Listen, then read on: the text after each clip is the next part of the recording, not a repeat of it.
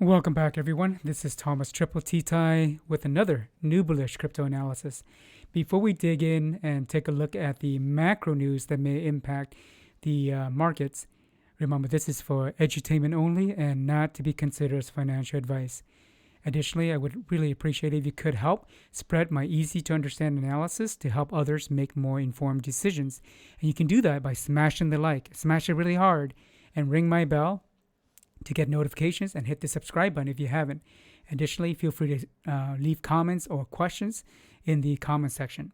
That will help the YouTube algorithm spread it on its own and also notify other people too. So let's dig into the market news.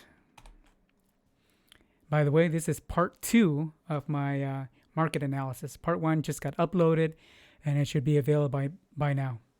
According to CNBC, Kathy Wood says economic indicators will start screaming at the Fed as it hikes rates. Well, it doesn't take a rocket scientist to know that. So she's saying the economy would deteriorate as the Fed gets aggressive with their tightening. And that's going to add to a global recession. And she's not the only one screaming this. Excuse me. According to oilprice.com, can't believe there's a website called oilprice.com. Is this the most disruptive event ever for the U.S. solar industry? It's interesting to get an article about solar from oilprice.com. Think about it. They're on opposite end of the spectrum as far as green energy. So basically what this story is about is the U.S. is taking a look, the DOC investigation into panel imports from Southeast Asia could put planned U.S. solar capacity installation at risk. What's happening is the U.S. is looking at solar panels that are coming from Southeast Asia, including Vietnam, Cambodia, Thailand, and Malaysia. And the reason they're doing that is because they are thinking that the Chinese government is getting around tariffs and going through those countries and then selling through them instead. So, this could put a big dent in the solar industry in the U.S. if they prevent those solar panels from entering the U.S. or put sanctions on them. Feel free to go read it at oilprice.com. Next one's from NBC News. Russian missiles bring fresh fear to displaced Ukrainians in Odessa. Odessa is a coastal city, and over the weekend and yesterday, there was fear that Russia might launch missiles in various areas in Ukraine, but they ended up just hammering away at Odessa. They got hammered pretty bad, and residents were ordered to stay home. And the European Council President Charles Michel had to take cover during his visit with Ukrainian Prime Minister Denis Shmyhal. Dang it, some names are so difficult for me. Anyways, so odd. If Russia would just work with the rest of the world, just imagine how better off everyone would be. What? They gain nothing from this, just nothing, and no one wins, and so many lives are lost. Just all because some man feels like he needs to flex to make up for whatever little parts he's got, According to BBC News, Shanghai moves to impose tightest restriction yet. So recently they had the tightest restriction yet, and they let a few people out to breathe some air, get some exercise, in groups. And then now they're back to imposing the tightest restriction yet. It's getting ridiculous. I get what they're trying to do. They want to eradicate COVID, but dude, COVID is part of nature. It will always be a part of nature. So I think there's another article coming up that talks more about the World Health Organization and what their thoughts are. So it's interesting. So I keep bringing this up because it impacts the rest of the world. China being the second largest market in the world, and what happens in Shanghai, China impacts the rest of the world. Import, export, economy, all kind of stuff. So Tesla stutters under tighter Shanghai lockdown as Beijing keeps hunting COVID. What this story is about is basically Tesla, as you know, if you've been following me, they opened up their Shanghai plant, and they got, what is it? They are keeping employees at work so they can do their work. So it's one of those special circumstances companies are doing in China where if they are localized, then they can continue to work. However, every company over there is facing the same situation. So Tesla depends on parts from other companies. And so if all the other companies are facing tough situations like this, things are not going to flow. Parts are not going to flow through the supply chain. And so they're not, they're well below capacity is what is happening. And this will impact their sales, etc. According to AP, China labels WHO, World Health Organization, remarks on zero COVID as irresponsible. So I'm all for being mindful and taking measures for helping reduce COVID spread and all that. I'm completely on board. I just think some draconian measures are a bit overboard. So China on Wednesday defended sticking to its zero COVID approach, calling critical remarks from the head of the World Health Organization as irresponsible. The response from their foreign ministry came after WHO Director General Tedros Adhanom, I'm not going to even try that last name, said he had been discussing with Chinese experts on the need for a different approach in light of new knowledge about this virus. We talked about the zero COVID.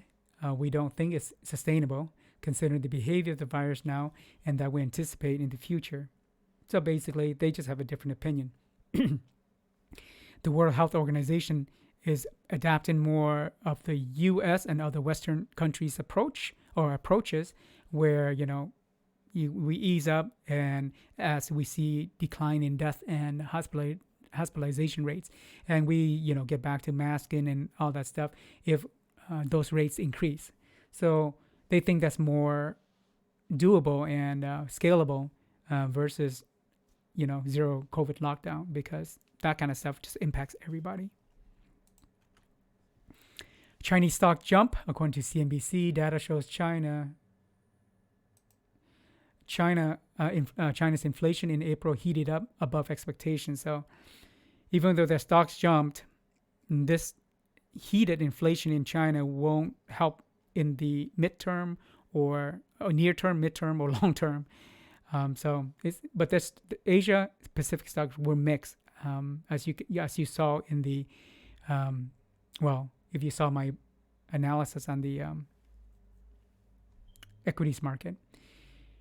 China's producer index for April rose 8% year on year, higher than expectation of 7.7, increased by analysis in the Reuters poll. So the producer index is basically what it costs producers. They measure that versus consumer, which is like CPI. And producer price index, PPI, is a leading indicator for inflation. And as you know, if you haven't heard, the U.S. CPI came in at 8.3 today, and that is shy of last month's high of 8.5. However, it's still in its 40-year high range. And the market reacted to that, obviously. Tanked. Ukraine halts some Russian gas flows to Europe. So what this is about is Ukraine said they diverted some of the natural gas flow from Russia that goes through Ukraine due to their concerns for safety issues with areas that are occupied by Russia. I think, and Russia says that doesn't make sense. What I think happened is, they're diverting some of this energy to force European countries. One, it reduces the supply, and so that might cause some revenue issues for Russia.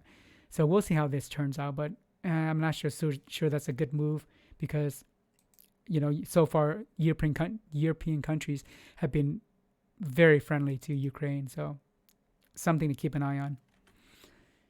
According to CNN, 100 miles from Ukraine, NATO special forces carry out training drills on the Black Sea. I hate it when they display these things and you can only scroll so much.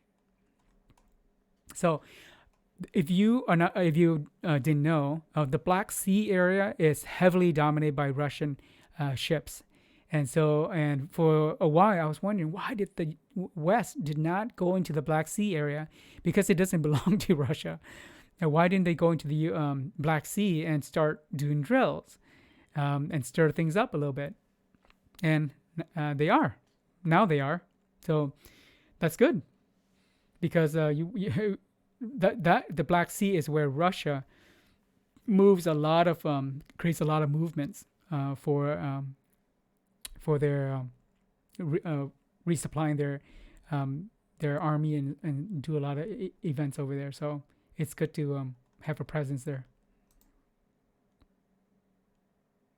And this is what they said about the mission: stop ships occupied by insurgents that have disrupted trade in the region. To succeed, they are using not just helicopters but 4-grid inflatable boats to board the vessels. So cool. Even though they're saying insurgents, I think it's more about Russia. According to Reuters, Morgan Stanley warns 2022 global economic growth to be less than half of 2021. And Morgan Stanley, among the various different traditional institutions, they've been pretty good with predicting where the economy is going to head. So this is pretty dire warning. So I agree with them completely. And I think it's going to bleed into 2023 as well. So the hurt is coming. According to the Daily Hodl, after Terra USD or UST, the pagan macro guru Raul Pal says stablecoin regulation could be coming. It's not good. It's coming. They've been talking about it for a long time, and now with UST being mentioned at the Senate hearing with Janet Yellen, for sure it's coming. Yeah, UST Terra situation did not help the crypto industry at all. For one, not only is it Luna that got hurt, but UST. UST was the third largest stablecoin. Well, it's not stable anymore. It's unstable. But the third largest, that means that a lot of people held their money in UST because it's stable, right? But guess what? As of this morning, it was at 60 some cents to the dollar. And so people lost money in something that was supposed to be stable. Additionally, DeFi projects also are connected to UST. That's the other one. So on top of that, all those people who held Luna got hurt. And so, and if you been following my tweets, the more I look into Do Kwon's past, the more concerned I am about the projects he's been involved in. Previously, he was involved in this project called Basis, and that was another stablecoin project. And because they fear regulation, they shut that down. And then later, him, Do Kwon, and a few others pulled the project back and renamed it Basis Cash. And that is so similar to Luna and UST, so similar. And that came from, when I was digging into it, I think it came from one of the articles I posted on Twitter, but a few other ones have come out since. So yeah, it's just a little shady. It's disappointing. I had a lot of hopes for Terra. Public blockchain Kucoin aims to solve high gas fees on Ethereum. This is according to Coin360. Kucoin is one of my favorite crypto exchanges, and they used to be really small, and I love their customer service, but they've grown quite a lot. I believe they are like the third largest crypto exchange worldwide right now. I think according to some article, but I'm not sure. That was about a month or so ago. But what they're doing now is they're creating their own blockchain called KCC, and for KuCoins, if you hold their token KCS, you get discounts on trades, which helps with those fees. So I'm looking forward to what they're offering with KCC and their integration with Ethereum to help lower fees. So that's something to keep an eye on. And if you haven't checked out KuCoin, give them a check them out. I've had the best service from them. All my issues have been resolved after paying like $30, but that's nothing compared to how much money's involved. Got nowhere with Coinbase, Binance. It just emails and back and forth, and just KuCoin just you get results. According to Blockworks, European Union plans pilot project on DeFi supervision. What this is about is the European Commission sees minimal DeFi contributions to the real economy, but of course, but acknowledges its usefulness in the virtual economy. No, dude, there's contribution to the real economy too. If there wasn't, a lot of the traditional companies would not be investing in blockchain. A pilot project on rules regarding DeFi ecosystem would be launched this year. This is actually somewhat good news for crypto, even though it came from the European Commission. So this will give some clarity around regulations and DeFi rules to help, protect consumers. At the same time, we got to be careful that these regulations are not used to overregulate under the guise of protection for the consumers. They do that. So they're doing the EU's executive arm revealed it will test an embedded form of DeFi, decentralized finance supervision, which is now mainly unregulated. So what this framework is about is if they can read the data off of blockchains, right? So they don't need to go to the exchanges to do the heavy regulation on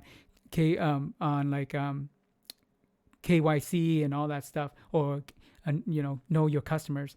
So this might be interesting to see if they can do that automatically and get the information they need versus the heavy-handed approach. So here's a good summary for it.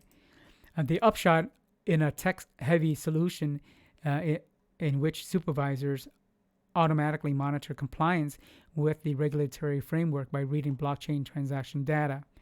That way, there is no need for market participants to actively collect, verify, and deliver data to supervisory authorities, as in the case of financial systems now. I think this is a really good move. The only concerning part about this is what kind of data do they want to collect from the blockchain, and how will they, enforce that blockchains modify their own existing technology to implement some of these areas that they want to collect data on. That's my only concern. But this is a good move, potentially a really good move. According to Cointelegraph, U.S. Treasury Secretary reaffirms need for stablecoin regulation following UST crash, and this is about Janet Yellen. She's not the friendliest person to crypto, so Not surprising. I'm sure she's like, waiting for anything to drop in crypto and sound off on it. Janet Yellen said it would be highly appropriate to aim for a consistent federal framework on stablecoins by the end of 2022 in the U.S., given the growth of the market. I'm not sure if you know how fast the government moves, but typically it takes them years to move on and do something. So the rush to do this by 2022 is concerning.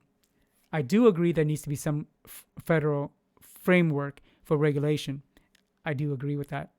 And that's good for the industry to provide clarity. At the same time, rushing into it with someone who's not very crypto friendly at the helm, it's concerning. Justin Sun's Tron DAO purchased 600 million TRX and 500 BTC. So TRX is the Tron coin, and they bought 500 BTC. So basically, what he's trying to do is he's launching the stablecoin called USDD, very similar in approach to UST, and so I have some concerns about Justin Sun. He's got a very spotty history in the crypto market and tends to be a little flighty. And so, major concern about Tron, Justin Sun, and what their involvement in the crypto space. But, I got to give it to him, though. The guy's tenacious. He's able to hop from country to country when he fears that law enforcement is coming down on him. According to You Today, Coinbase CEO clarifies controversial disclosure about customer funds. I tweeted about this, even shared, I read their SEC's, document showing this. Let me see if I can find it for you.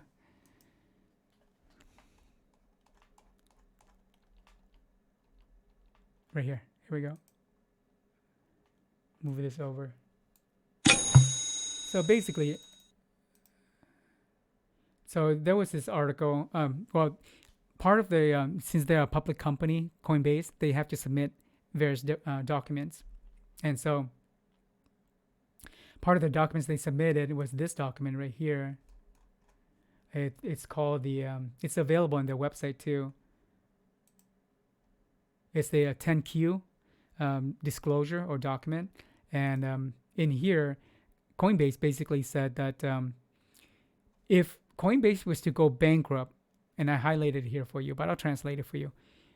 If Coinbase was to go bankrupt, their customers' cryptos that's still on their exchange is considered part of the bankruptcy property that belongs to Coinbase. So it doesn't belong to you according to bankruptcy laws, or at least this document. And so if you leave it on there and they go bankrupt, that becomes part of the property for them through bankruptcy. Good luck getting your stuff out. So the reason this is important is because not your keys, not your coins. So if you plan to trade, by all means keep them on there. But if you for long-term storage, move them off onto your own wallets, and or better yet, a hardware wallet. But most credible phone wallets do a pretty decent job.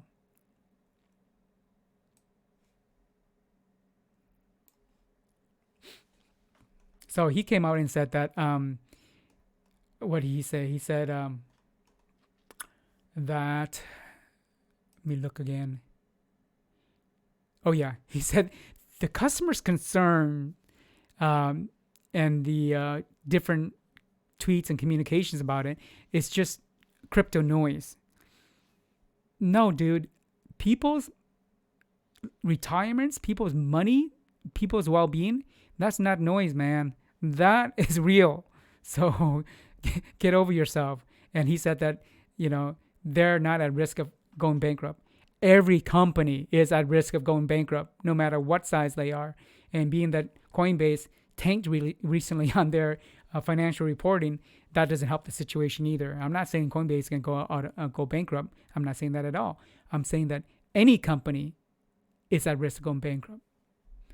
And to, say that the safety, the concerns and safety of their customers, crypto, it's just noise. That's messed up. Messed up. Come on, Brian Armstrong. Okay. Terraform Labs CEO Do Kwon outlines Terra's path forward for for Luna and UST stablecoins.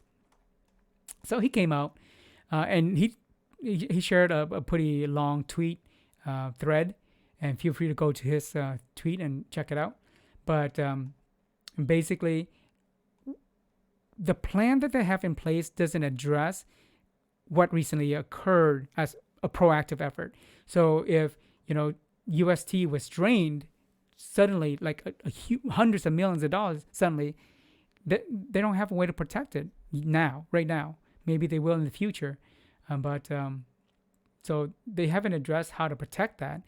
And also, the effort they've put in so far, it's hasn't helped UST very much. I believe it's still. Let me look here. It's still.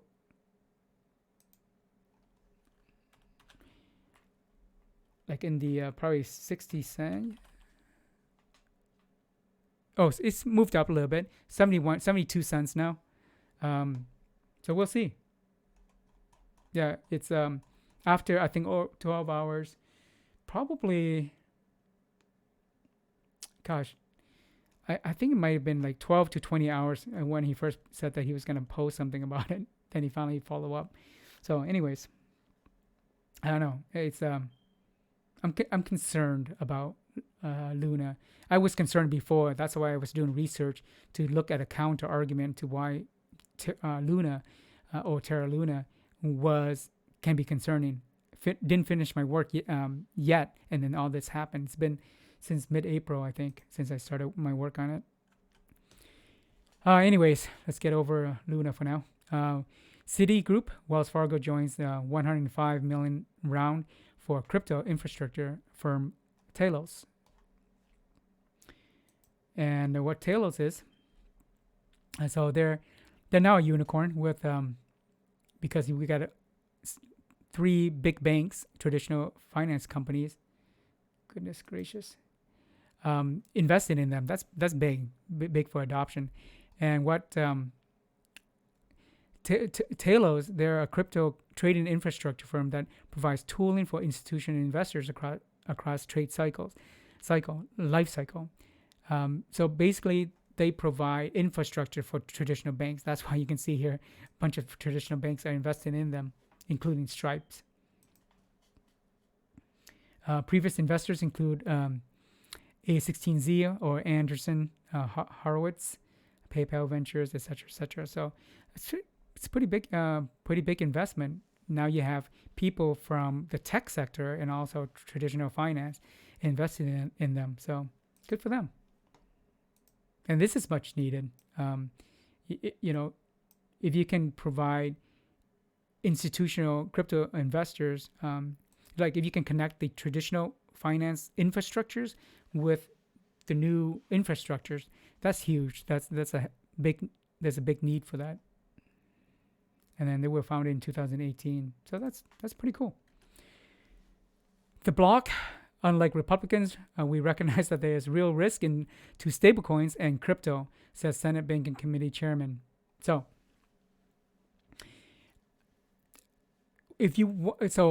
when you hear things like risk in stablecoins and crypto, when companies want to go after, like when I want to go after a certain, like let's say they want to go after Bitcoin or crypto, right? They just target like a specific area, let's say stable coins. Without stable coins, crypto is kind of be very challenging to move money around, right? So, I mean, without stable coins, yeah. So them targeting stablecoins and using UST's current situation, they're gonna hammer away at that for sure, and that will be an edge for them to try to suppress crypto, but it's not gonna work. The as they say, the toothpaste is out of the to what? What's that tube? Out of the tube, I guess. The toothpaste is out of the tube. It's really hard to put it back in. So they can try.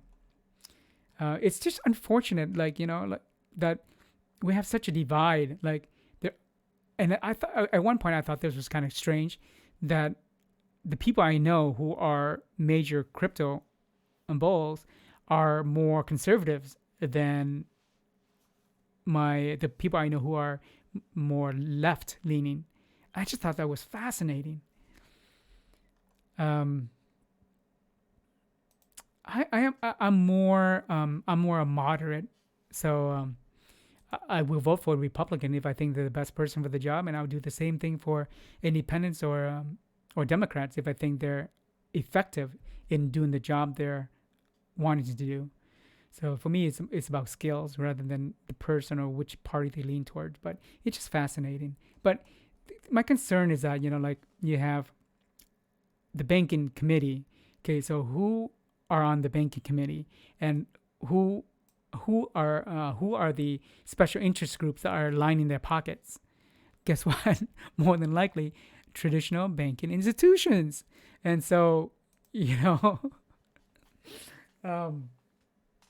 so keep an eye on the banking committee.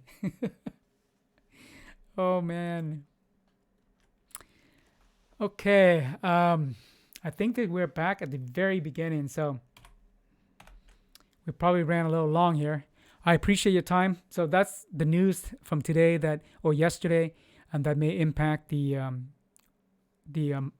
equities and also the crypto market and the economy. So I appreciate your time. Feel free to help spread my news and analysis out into the rest of the world by smashing the like, smash it really hard, ring my bell, hit subscribe if you haven't, and share your thoughts and comments in the comment section. And please, if you are just only looking at price structures and charts and stuff like that and are missing out on the macro environment, you gotta start learning about the macro environment and its impact on the economy and investments, because they go hand in hand if you haven't noticed. All right, I'll see you in the next video. Peace.